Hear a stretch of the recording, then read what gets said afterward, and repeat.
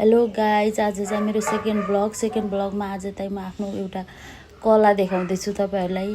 आज चाहिँ म कुखुराको मासुको रोस्ट बनाउँदैछु। रोस्टमा आधी चाहिँ सिङ्गै कुखुरा लिएर आएर आधी चाहिँ मैले रोस्टको लागि छुट्याएँ, आधी चाहिँ मासु पकाउनको लागि छुट्याएँ र रोस्टको लागि चाहिने मसलाहरू रेडी गरेँ। मसलाहरू रेडी गरिसकेपछि मैले त्यो मसलाहरूलाई रोस्टमा हालेर मिक्स गरेर म्यारिनेट गर्नको लागि दुई घन्टाको लागि छोडिदिनुको लागि सबै मसलाहरू यसरी मुछेर त्यसमा थोरै मैदा पनि एड गरेँ। ल हेर्नुहोस् है यसको लुक्स कस्तो देखिएको छ।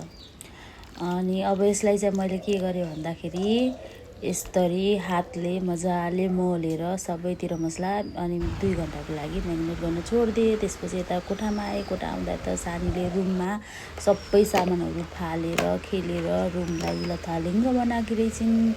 अनि मैले चाहिँ त्यो सबै समेटेर राखेँ, किनभने अहिले चाहिँ मलाई फ्री किन थियो भन्दा नानी सुतिरहेकी थिइन्।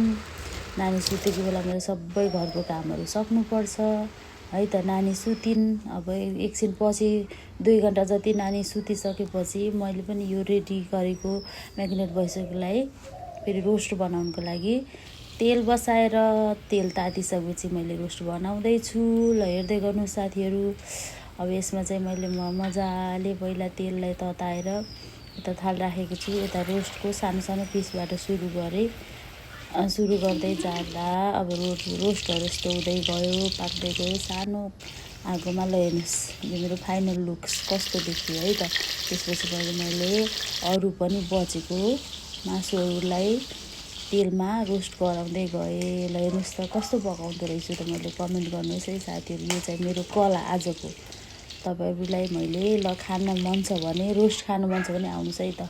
र बाँकी थियो बनाउँदै भिडियो बनाउँदै सबै मैले सकेँ। लास्टमा यस्तो देखियो। बाई।